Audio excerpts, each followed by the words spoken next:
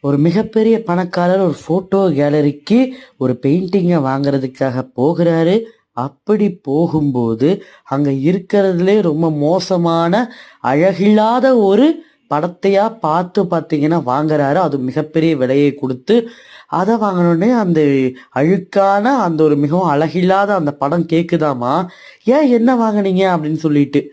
அதுக்கு அந்த பணக்காரர் சொல்றாராமா, "என்னால இங்க இருக்கிறதுலே மிகவும் அழகான படத்த வாங்க முடியும். ஆனா நான் உன்ன வாங்குனேன்னா, உன்ன வரைஞ்சவன் மிக பெருசா அத ஒரு ஊந்துகோலா நெனச்சுட்டு, அவன் இன்னும் நல்ல படங்கள வரைவான்னு" சொல்லிட்டு.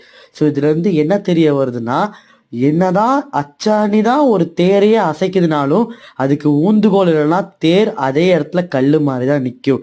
எனவே நீங்க ஒரு விஷயத்த செய்யறதுக்காக தயங்கிட்டு இருக்கீங்கன்னா, முடிஞ்ச அளவுக்கு ஒரு ஊந்துகோல் அதுக்கு தர மாரி பார்த்துக்கோங்க. எனவே இன்னொரு கதையில பார்க்கலாம். நன்றி.